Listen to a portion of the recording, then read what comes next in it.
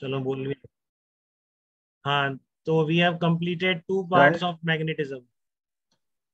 ठीक है, 3 पार्ट बताए थे मैंने आपको, पार्ट 1 पार्ट 2। कुछ कह रहे हो क्या ध्रुव आप? सर आपकी आवाज कट गई थी, आपने अभी क्या कहा था, क्या नहीं करना? ये आपको नोट्स नहीं लिखने हैं बेटा, ये नोट्स नहीं लिखने हैं इसको, ठीक है।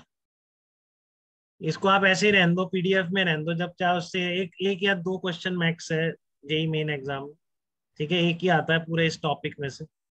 ठीक है ना, एक मतलब आ ही जाता है, लेकिन अभी मैं एग्जांपल भी कराऊंगा किस किस तरह के आए। तो जो बच्चे नहीं माने थे मेरी बात, जिन्होंने ये सब ढंग से नहीं पढ़ा था, ठीक है ना, लापरवाही कर दी थी कि एडवांस में नहीं आता, हम क्यों पढ़े पार्ट 3 को, ये मैं लिख देता तो और अच्छा रहता, मैं भूल गया लिखना। वैसे मैं आपको पहले बता चुका हूँ, मैग्नेटिज्म चैप्टर के 3 पार्ट है। पहला था आपका क्यू वी क्रॉस बी, और वो मैग्नेटिक मूवमेंट, टॉर्क निकालना, करंट कैरिंग लूप पर फोर्स और टॉर्क, ये सब चीजें अपन ने करी थी पार्ट 1। ठीक है, पार्ट 2 में हमने 2 लॉज बहुत ढंग से पढ़े, कि करंट कैरिंग चीज वायर्स या लूप कितना फील्ड पैदा करते हैं, बायो सावर्ट्स लॉ और एम्पियर्स लॉ। तो ये दोनों पार्ट बहुत क्रूशियल पार्ट है मेन एडवांस बोर्ड सबके लिए, सारे एग्जाम्स के। ठीक है, फिर हम अब आ रहे हैं मैग्नेटिज्म पार्ट 3 पर। तो magnetism part 3 is only for mains and board. ठीक है बेटा, इसका कहीं कोई भी पार्ट आज तक ना एडवांस में आया है और ना कभी आना चाहिए, क्योंकि कोर्स में बिल्कुल नहीं है। ठीक है, तो ये जो पार्ट है मैं केवल किसके लिए पढ़ा रहा हूँ आपको, बहुत सारे टॉपिक आएंगे अब, लाइन से आना शुरू हो जाएंगे अब, कि जो केवल मेंस में होंगे, बोर्ड में होंगे, प्लस आपके एडवांस में नहीं होंगे। ठीक है ना, यहाँ से ऐसे हर, अब जितने पढ़ेंगे सब में ऐसा बहुत मेजर पार्ट होगा जो हम सिर्फ मेंस और बोर्ड्स के लिए याद करेंगे, और एडवांस में वो नहीं आएगा, क्योंकि एडवांस वालों ने उसे बहुत साल से हटा रखा है, क्योंकि जितनी गहराई से हम सब चीजें पढ़ते आए हैं अभी तक, उतनी गहराई से इन टॉपिक्स को नहीं पढ़ा जा सकता। ठीक है ना, तो हम सब पढ़ लेंगे, लेकिन गहराई से पढ़ लेंगे। ठीक है, दिक्कत केवल कहाँ आती है, सेमी कंडक्टर्स में दिक्कत आती है, कि बहुत चीजें वहां डिराइव या प्रूफ नहीं हो पाती। क्यों? क्योंकि हम इलेक्ट्रॉन्स को एज ए पार्टिकल मान के ट्रीट कर सकते हैं, उसको वेव फंक्शन मान के डीलिंग हमें नहीं आती। ठीक है, और अगर आपको उन सारे प्रूफ पे जाना है तो आपको क्वांटम फिजिक्स पढ़नी पड़ेगी, तब आप वो चीजें डिराइव कर पाएंगे सेमी कंडक्टर इलेक्ट्रॉनिक्स में, ऐसी बहुत सारी चीजें। ठीक है, नहीं तो ये सब चीजें तो मैं आपको समझा दूंगा। ठीक है ना, बार मैग्नेट, अर्थ मैग्नेटिज्म, मटेरियल्स, ये सब बातें अपन कर लेंगे। बट मटेरियल्स में भी बहुत डीप में अपन नहीं जा पाएंगे। ठीक है, क्योंकि फिर इसमें बहुत लंबी फिजिक्स लगती है मैग्नेटिक मटेरियल्स के ऊपर। ठीक है ना, अब तक नोबेल प्राइज मिल सकता है इन चीजों पे, मिलता है मैग्नेटिक मटेरियल्स, अभी तक पूरा ये एक्सप्लोर फील्ड नहीं है। ठीक है ना, ठीक है, तो पार्ट 3 हम केवल मेंस और बोर्ड के लिए पढ़ेंगे। तो इसमें नोट्स में सब लिख दिया है बेटा मैंने, जितने क्वेश्चन अभी रिसेंटली आए हैं, जैसे आ सकते हैं। ठीक है, बोर्ड में कैसे लिखना है, तो सारा आपके नोट्स में लिख दिया है, सारा कर दिया आपके नोट्स। ठीक है, तो आप केवल ये नोट्स पढ़ेंगे तो मेंस और बोर्ड के लिए तीन, ये पार्ट 3 आपका पूरी तरह से प्रिपेयर हो। ठीक है, तो पार्ट 3 के खुद के 3 पार्ट हैं। पहला है बार मैग्नेट है, फिर है आपका अर्थ मैग्नेटिज्म, और फिर है आपका मैग्नेटिक मटेरियल्स। तो हम सबसे पहले बार मैग्नेट से शुरू कर रहे हैं। अरे लिख तो दिया मैंने, part 3 only for board of. ठीक है, ठीक है, तो हम यहाँ से शुरू कर रहे हैं बार मैग्नेट। तो देखो बार मैग्नेट क्या होती है, बार मैग्नेट, अब कोई रैंडम मैग्नेट नहीं ले रहे हम, जो आप बचपन से टेढ़ी मेढ़े मैग्नेट कैसे भी होते थे उससे हम खूब खेलते थे। ठीक है ना, हम बार मैग्नेट दे रहे हैं, जो आप नेट पे या कहीं भी देख सकते हैं, किसी ने हो सकता है रियल लाइफ में भी देखी हो।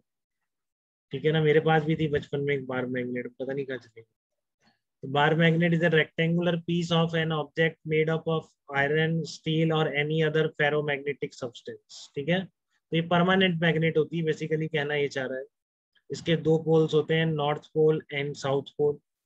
ठीक है, और अगर ऐसी बार मैग्नेट को अगर आप आयरन पार्टिकल्स में रख दोगे, ठीक है ना, जैसे ये बार मैग्नेट है, rectangular piece of a magnet, तो आपके जो आयरन पार्टिकल्स हैं वो इस तरह से चिपकते हैं बेटा।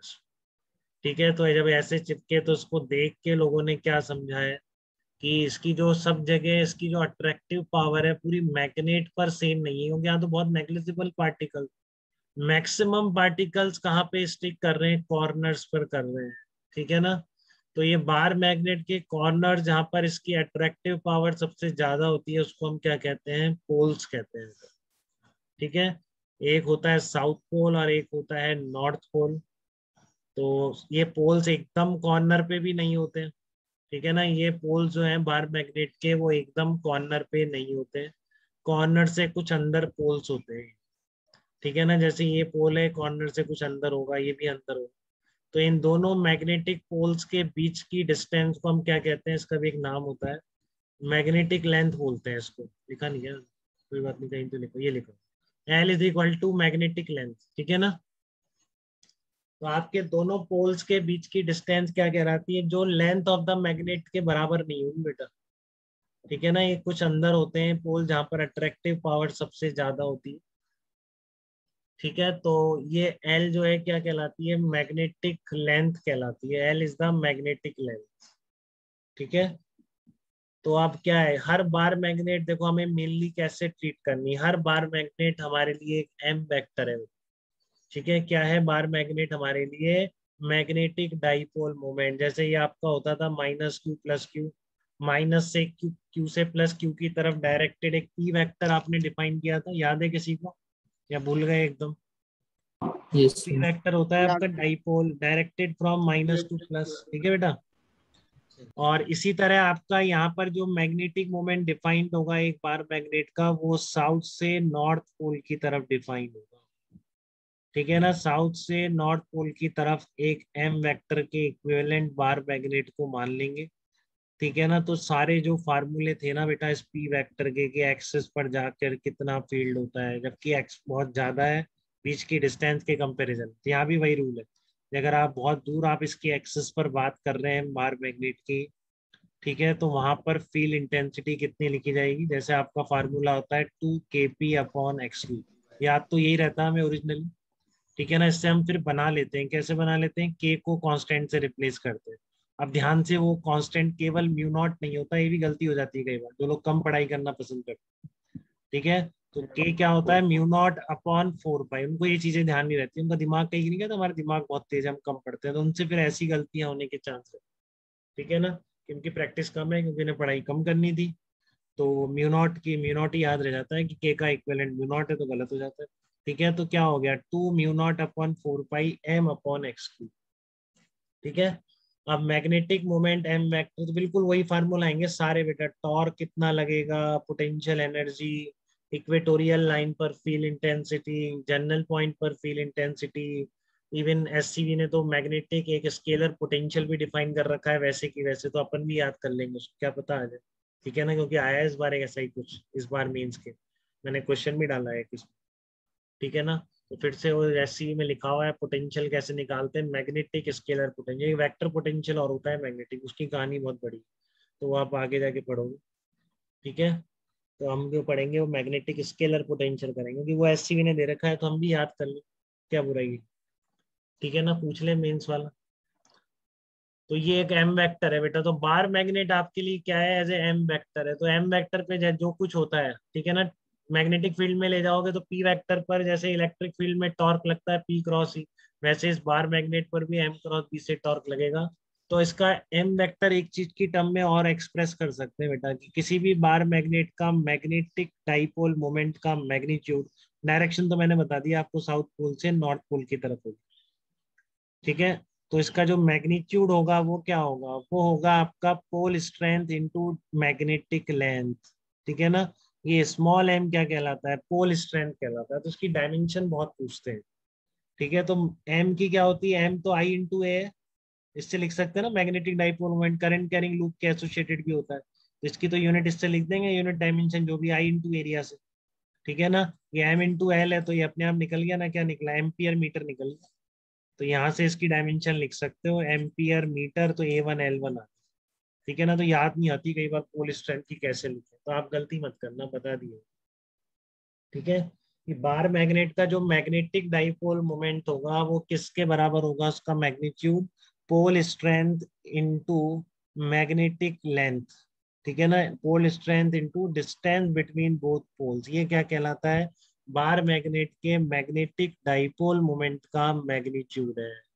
एक बार मैग्नेट की एम वेक्टर की डायरेक्शन क्या होती है, साउथ पोल से नॉर्थ पोल की तरफ होती है, ठीक है। अब मैं यहाँ पर एक चीज और इम्पोर्टेंट बता देता हूँ कि मैग्नेट कैसे आपके पास आ गई, तो कौन सा साउथ पोल है कौन सा नॉर्थ पोल है, ठीक है ना, ये पता लगाने के लिए क्या करते हैं, देखो इसको फ्रीली सस्पेंडेड मैग्नेट बोलते हैं, इसका बहुत इंपॉर्टेंट रोल है नेक्स्ट पार्ट में भी अर्थ मैग्नेटिज्म को समझने में, ये एक फ्रीली सस्पेंडेड मैग्नेट है जो कि उसके सेंटर ऑफ मास के अबाउट आपने हैंग कर दिया, ठीक है ना।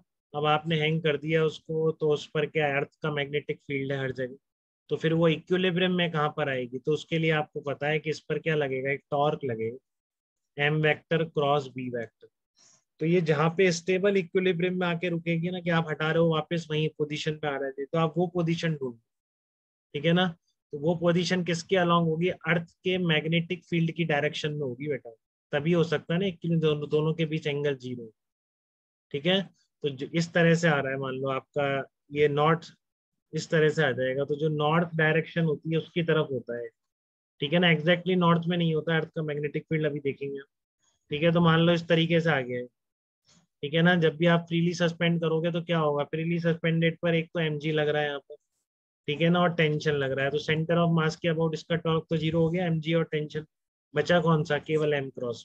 तो जहां पर ये 0 हो रहा होगा, ये कहाँ 0 हो रहा होगा, बी वेक्टर के अलोंग, जिस डायरेक्शन में अर्थ का मैग्नेटिक फील्ड हो, ठीक है ना। तो जो नॉर्थ साइड पे एंड आ रहा है उसको तो बोल देते हैं नॉर्थ पोल, और जो साउथ पोल पर आ रहा है, साउथ साइड है, वो जाता है आपका साउथ, ठीक है ना। क्योंकि अब देख लो एम वेक्टर इस डायरेक्शन में हो गया, बी वेक्टर भी इस डायरेक्शन में हो गया, इक्विलिब्रियम में आ जाएगा। तो एक फ्रीली सस्पेंडेड मैग्नेट अर्थ के मैग्नेटिक फील्ड की डायरेक्शन निकालने में बहुत यूज होती है, समझ रहे हैं इस चीज को आप।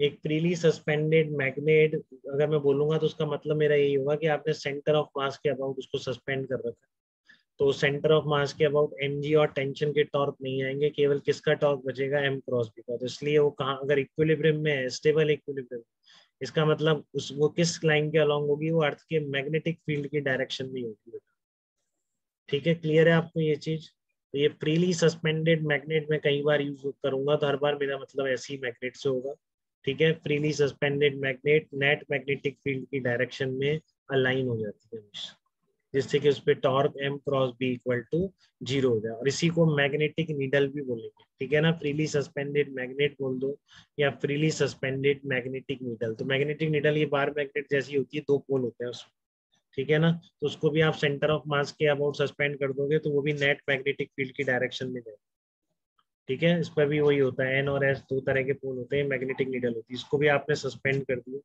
ठीक है। तो ये भी किधर पॉइंट करेगी, नेट मैग्नेटिक फील्ड की डायरेक्शन में पॉइंट करेगी। क्लियर है आपको ये चीजें। तो बार मैग्नेट हमारे लिए क्या है, हाँ बार मैग्नेट हमारे लिए क्या है, एक एम वेक्टर, ठीक है। तो अब हम नेक्स्ट उस पे